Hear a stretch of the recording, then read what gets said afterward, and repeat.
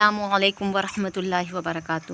معزز سامعین اکرام، جیسے کہ میرے چینل کے نام ایک قدم قرآن کی طرف، اس سے یہ بات بالکل صاف ظاہر ہے کہ اس چینل کے بنانے کا مقصد یہ ہے کہ ہم قرآن سے اپنے تعلق کو پختہ اور مضبوط کریں۔ قرآن سے ہمارا تعلق ہی ہماری نجات کا سبب ہوگا، اور قرآن اصل علم ہے، اور قرآن اصل ہدایت کا سرچشمہ ہے۔ قرآن کی ایک آیت ہماری زندگی کو بدل سکتی ہے۔ قرآن کی آیتوں میں اللہ تعالیٰ نے وہ طاقت رکھی ہے، وہ تسخیر رکھی ہے کہ وہ پوری قوموں کے مزاج کو اور ان کے نصیب کو بدل سکتی ہے۔ ضرورت اس بات کی ہے کہ آج کے مسلمان اصلی قرآن کی تعلیم سے بے بہرا ہیں۔ صرف وہ تلاوت کرتے ہیں، رٹے رٹائے الفاظ پڑھتے ہیں، لیکن اللہ سبحانہ و تعالیٰ ان سے کیا کہہ رہا ہے وہ اس کو سوچتے نہیں، اس پہ غور و فکر نہیں کرتے۔ جبکہ قرآن میں بار بار اللہ سبحانہ و تعالیٰ نے اس بات کی اپیل کی ہے، افلا یتفکرون، کیا وہ لوگ غور نہیں کرتے؟ افلا یتدبرون، کیا وہ غور نہیں کرتے؟ لہٰذا ضرورت اس بات کی کہ ہم قرآن کو سمجھیں اور اس پر غور کریں۔ اگر حقیقی معنی سمجھ کے حقیقی انداز میں قرآن کی ایک آیت پڑھ لی جائے تو وہ انسان کی ہدایت کے لیے کافی ہے، اور ہدایت کے ساتھ نجات کے لیے بھی کافی ہے۔ مجھے عمر فاروق رضی اللہ تعالیٰ عنہ کا وہ واقعہ یاد آ رہا ہے، جب انہوں نے سورہ طٰہٰ کی آیت پڑھی، صرف ایک آیت ہی پڑھی تھی، ان کے دل کی دنیا بدل گئی اور وہ اسلام پر مر مٹنے کے لیے تیار ہو گئے۔ کہاں وہ اسلام کا خاتمہ کرنے نکلے تھے، اور کہاں وہ اسلام کے لیے ختم ہونے کو تیار ہو گئے۔ دل کی دنیا کو بدلنے کے لیے، اور دل کا علاج کرنے کے لیے، اور ایمان کو پختہ کرنے کے لیے قرآن سے تعلق پیدا کرنا، قرآن سے لگاؤ پیدا کرنا بے انتہا ضروری چیز ہے۔ اسی جذبے سے سرشار ہو کر میں نے یہ قدم اٹھایا تھا۔ میں نے بیچ میں مختلف موضوعات پر ویڈیو ڈالی ہیں، لیکن پھر اب میں اپنے اصل موضوع پر واپس آتی ہوں اور صرف قرآن سے متعلق ہی ویڈیو ڈالوں گی۔ آپ لوگوں سے التماس ہے کہ اس کو پڑھیے اور پڑھ کر اس پر عمل کریے، اور ذریعہ نجات اور ہمارے لیے صدقہ جاریہ بنیے۔ ایک بات اور میں آپ کے گوش گزار کرنا چاہتی ہوں، وہ بات یہ ہے کہ ایک ہوتی ہے وحی، اور ایک ہوتی ہے وحی کی برکات۔ وحی کا سلسلہ اللہ سبحانہ تعالیٰ نے منقطع کر دیا۔ نبی اکرم صلی اللہ علیہ وسلم کی وفات کے بعد سے وحی کا سلسلہ منقطع ہے، لیکن وحی کی برکات جاری ہیں۔ وحی کی برکات کا مطلب یہ ہے کہ جب نئے نئے مسائل پیدا ہوں گے تو ان مسائل کا حل قرآن کے اندر موجود ہے، لیکن ان کا انکشاف اللہ سبحانہ تعالیٰ کسی غور و فکر کرنے والے کے دل پر اللہ سبحانہ تعالیٰ وقتاً فوقتاً کھولیں گے۔ نبی اکرم صلی اللہ علیہ وسلم کا ارشاد ہے، بلغوا عنی ولو آیا، میری طرف سے اگر کوئی چھوٹی سی آیت بھی ہو دوسروں تک پہنچا دو۔ ربا مبلغ او عام سامن، بسا اوقات ایسا ہوتا ہے جس کو پہنچایا جاتا ہے وہ سننے والے سے زیادہ یاد رکھنے والا ہوتا ہے۔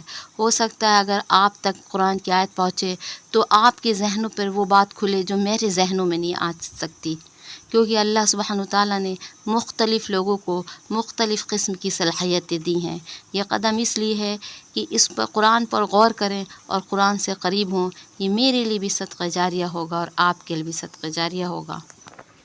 وقت میرے سامنے ایک آیت ہے، وہ آیت سورہ انعام کی آیت نمبر 82 ہے۔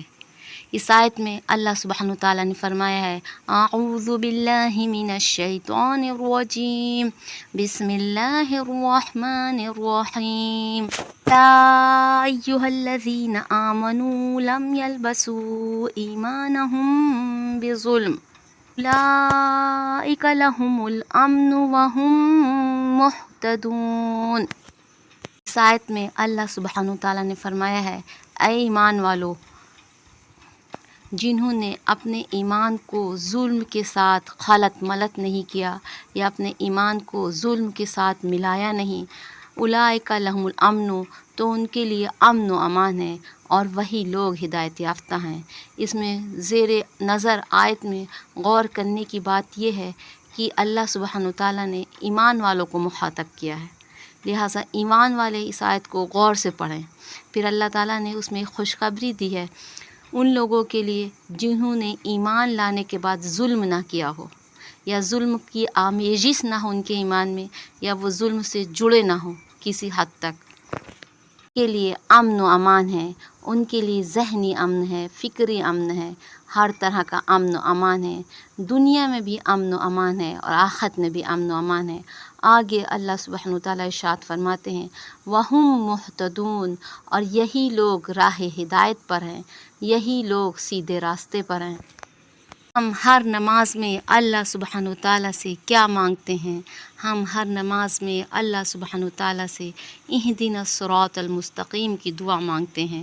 اللہ سبحانہ وتعالیٰ نے اس آیت میں وہی اہدنا الصراط المستقیم کی تشریح کی ہے کہ سیدھا راستہ کیا ہے۔ سیدھا راستہ یہ ہے کہ ایمان لاؤ، پھر اپنے ایمان کی حفاظت کرو، ایمان کو ظلم کے ساتھ خلط ملط نہ کرو۔ اگر تم نے ایسا کیا تو تمہارے لیے امن و امان ہے اور تمہارے لیے سیدھا راستہ ہے۔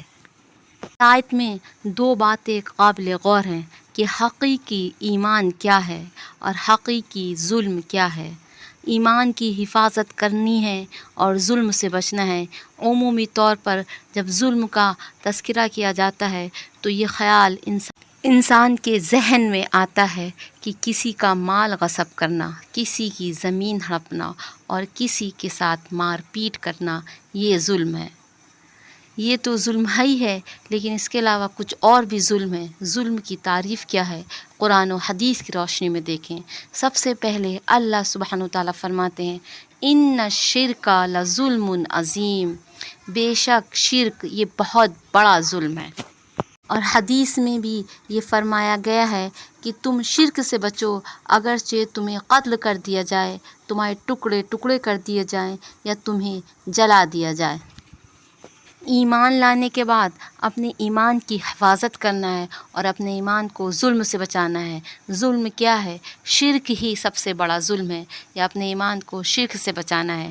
ایک حدیث میں لا الہ الا اللہ محمد رسول اللہ، یہ وہ کلمہ ہے جس کی تعلیم ہر نبی نے دی ہے، اور اس کلمے کے متعلق آتا ہے کہ یہ کلمہ بہت وزنی ہوتا ہے۔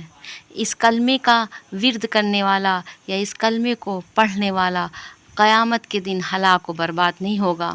حدیث لمبی ہے، اس حدیث کا تذکرہ میں آپ کے سامنے کر رہی ہوں کہ قیامت کے دن ایک آدمی اللہ سبحانہ وتعالیٰ کی درگاہ میں لایا جائے گا اور اس کے گناہوں کے دفتر ہوئیں گے، سجلات ہوئیں گے، یعنی بہت بڑے بڑے نام اعمال ہوں گے جس میں اس کی کارستانیاں لکھی ہوں گی، اس کے گناہ لکھے ہوئیں گے، اور اس سے کہا جائے گا آج تجھ پر کچھ ظلم نہیں ہوگا۔ پھر اللہ سبحانہ وتعالیٰ اس سے پوچھیں گے کہ کیا یہ جو تمہارے گناہ لکھے ہیں فرشتوں نے صحیح لکھے ہیں، غلط تو نہیں لکھے ہیں؟ تو وہ کہے گا ہاں صحیح لکھے ہیں، اس میں کچھ غلطی نہیں ہے۔ پھر بھی اللہ سبحانہ وتعالیٰ کہیں گے کہ آج تم پر ظلم نہیں ہوگا۔ وہ یہ سوچے گا اتنے بڑے بڑے دفتر ہیں، میرا کیا ہوگا؟ پھر اللہ سبحانہ وتعالیٰ اس سے پوچھیں گے کیا تمہارے پاس کوئی نیکی ہے؟ وہ انکار کرے گا میرے پاس کوئی نیکی نہیں ہے۔ پھر اللہ سبحانہ وتعالیٰ ایک چھوٹا سا کارڈ نکالیں گے، چھوٹا سا پرچہ نکالیں گے جس میں لا الہ الا اللہ لکھا ہوگا۔ تو وہ سوچے گا یہ لا الہ الا اللہ ان بڑے بڑے دفتروں کے مقابلے میں کیا کام دے گا؟ پھر اللہ سبحانہ تعالیٰ فرمائیں گے آج تم پر کوئی ظلم نہیں ہوگا، آج تم ہلاکت سے بچ جاؤ گے۔ ایک ترازو کے ایک پلے میں وہ بڑے بڑے دفتر رکھے جائیں گے اور دوسرے پلے میں لا الہ الا اللہ کا پرچہ رکھا جائے گا، لا الہ الا اللہ والا پرچہ جھک جائے گا اور اس کے سارے گناہ معاف کر دیے جائیں گے اور اس کی بخشش کر دی جائے گی۔ یہ جو کلمہ اللہ سبحانہ وتعالیٰ نے ہمیں دیا ہے اس کو حقیر مت سمجھو، یہ بہت قیمتی چیز ہے، اس کی حفاظت کرو اور اپنے اندر اس کلمے کے ذریعے سے وہ ایمان پیدا کرو جو ایمان تمہیں آخرت میں نجات دے سکے۔ جتنا ہم ایمان پر مضبوط ہوئیں گے اتنی ہماری نجات یقینی ہوگی۔ اگر ہم ایمان پر مضبوط ہوئیں گے تو اعمال نامہ ہمارا نیکیوں سے بھرا ہوا ہوگا اور نیک کام کی توفیق بھی ہوگی۔ اکرم صلی اللہ علیہ وسلم نے فرمایا افضل الذکر لا الہ الا اللہ، لا الہ الا اللہ سب سے افضل ذکر ہے۔ موسیٰ علیہ السلام نے اللہ سبحانہ وتعالیٰ سے گزارش کی اے اللہ سبحانہ وتعالیٰ کوئی خاص لفظ بتا دیجئے جس سے میں آپ کو یاد کیا کروں، تو اللہ سبحانہ وتعالیٰ نے کہا لا الہ الا اللہ پڑھا کرو۔ تو موسیٰ علیہ السلام نے عرض کیا یہ تو میں پڑھتا ہوں، یہ تو عام ہے، سب پڑھتے ہیں، کوئی خاص ذکر بتا دیجئے۔ تو اللہ تعالیٰ نے فرمایا کہ لا الہ الا اللہ پڑھنے کے بعد اور ایمان لانے کے بعد کلمہ پڑھنے کے کچھ تقاضے ہوتے ہیں، کچھ حق ہوتے ہیں، اور کلمے کا حق یہ ہے کہ انسان نیکیاں کرے اور برائیوں سے رک جائے۔ ہمارے دل میں اللہ سبحانہ و تعالیٰ کا وہ مقام ہونا چاہیے کہ اس کے علاوہ کسی اور کا مقام نہیں ہونا چاہیے۔ اولاد کا، مال کا، رشتہ داروں کا، عزت کا، شہرت کا، زندگی کی محبت کا بھی وہ مقام نہیں ہونا چاہیے جو اللہ کی محبت کا مقام ہونا چاہیے۔ یہی کلمے کا تقاضا ہے اور یہی اصل ایمان ہے۔ ایک اور حدیث ہے، نبی اکرم صلی اللہ علیہ وسلم نے فرمایا، جو شخص کلمے کا یعنی لا الہ الا اللہ کا کثرت سے ورد کرتا ہے تو اللہ سبحانہ و تعالیٰ اس کو 99 بلاؤں سے نجات دیتے ہیں، اور اس میں سب سے ہلکی بلا الہم غم ہے، رنج و غم ہے۔ یعنی اگر رنج و غم سے نجات پانا چاہتے ہو تو پھر لا الہ الا اللہ کا ورد کرو۔ اور یہ آیت، جس آیت کی تلاوت ابھی ہم نے آپ کے سامنے کی تھی، یہ آیت بھی اس بات پہ دلالت کرتی ہے کہ ایمان لانے کے بعد جنہوں نے ایمان پر قائم رہے، جو ایمان کے تقاضوں پر قائم رہے، ان کے لیے امن و امان ہے، ان کے لیے دنیا میں بھی امن و امان ہے اور آخرت میں بھی امن و امان ہے۔ اگر امن چاہتے ہو، سکون چاہتے ہو تو پھر ایمان لاؤ اور ایمان کو پختہ کرو اور ایمان کے تقاضوں کو پورا کرو۔ ایمان صرف زبانی جمع خرچ نہیں ہے کہ آپ نے صرف زبان سے کلمہ پڑھ لیا۔ ایمان دل کی کیفیت کا نعام ہے۔ جب انسان کے اندر ایمان لانے کے بعد دل مضبوط ہوتا ہے تو پھر اس کا دل اور اس کا جگر فولادی بن جاتا ہے، وہ پوری دنیا سے لڑنے کی طاقت رکھتا ہے۔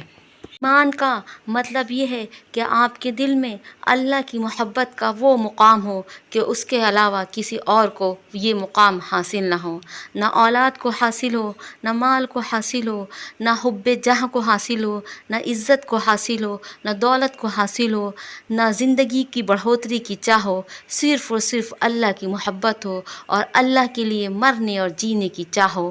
اگر یہ جذبہ آپ کے دل کے اندر پیدا ہے تو آپ واقعی اور حقیقی مومن ہیں، اور اگر یہ جذبہ نہیں پیدا ہے تو اس کا مطلب ہے کہ آپ کے اور ہمارے ایمان میں کمی ہے۔ ہم کو اپنے ایمان پر محنت کرنی ہے، اور ایمان پر محنت کیسے ہوگی؟ ایمان پر محنت قرآن کو پڑھ کر ہوگی اور قرآن کو سمجھ کر ہوگی، اور قرآن کے ساتھ زیادہ سے زیادہ وقت صرف کرنے سے ہوگی، کیونکہ خود اللہ سبحانہ و تعالیٰ ارشاد فرماتے ہیں، جب قرآن کی آیتوں کی تلاوت کی جاتی ہے تو ایمان میں زیادتی ہوتی ہے۔ لہٰذا ایمان کو مضبوط کرنے کے لیے قرآن کو مطالب سمجھ کے پڑھیے۔ یہ تو تھی ایمان کی ڈیفینیشن، یہ تو تھی ایمان کی تعریف۔ ابھی ظلم کی تعریف رہ گئی ہے۔ کیسا ایمان ہو جو ظلم سے بری الذمہ ہو، جو ظلم سے خالص ہو، جس میں ظلم کی آمیزش بھی نہ ہو۔ ظلم کیا ہے؟ ظلم کی تعریف کیا ہے؟ ظلم کسے کہتے ہیں؟ ظلم کے بارے میں ہمارے نبی کی احادیث کیا ہیں؟ ظلم کے لغوی معنی یہ ہے کہ چیز کو اس کی جگہ پر نہ رکھنا بلکہ کہیں اور رکھنا۔ اللہ سبحانہ و تعالیٰ ہمارا خالق، ہمارا مالک ہے، اور ہم اس کے علاوہ کسی اور سے محبت کریں، یہ سب سے بڑا ظلم ہے۔ اس کے علاوہ ہم کسی اور کی عبادت کریں، یہ سب سے بڑا ظلم ہے۔ کس پر ظلم ہے؟ اللہ پر ظلم نہیں ہے، اپنی جانوں پہ ظلم ہے، اپنے نفسوں پہ ظلم ہے، اپنی زندگی پہ ظلم ہے، اپنی صلاحیتوں پہ ظلم ہے، اپنے ذہن پہ ظلم ہے کہ ہم کو جس مقصد کے لیے دنیا میں بھیجا گیا تھا اس مقصد کو بھول کر غیر چیزوں میں لگے ہوئے ہیں۔ یہ ہم اپنے آپ سے ظلم کر رہے ہیں۔ جب بندہ کوئی گناہ کرتا ہے تو وہ اللہ پہ ظلم نہیں کرتا ہے بلکہ اپنے نفس پر ظلم کرتا ہے۔ میری گزارش ہے آپ سے کہ آپ قرآن کھولیں، اس آیت کو پڑھیں، بار بار پڑھیں، قرآن میں دیکھ کر اس کا مطلب سمجھیں اور اس پر غور کریں، اور اللہ سے دعا مانگیں کہ ہمیں قرآن کی صحیح فہم عطا فرما دیجیے۔ میں اپنی ویڈیو کو یہیں پہ ختم کر رہی ہوں۔ انشاءاللہ آپ کے ساتھ اگلی ویڈیو میں ظلم کی تفسیر لے کر اور ظلم کی تعریف لے کر آپ کے سامنے حاضر ہوں گی۔ وما علینا الا البلاغ۔ والسلام علیکم ورحمۃ اللہ وبرکاتہ۔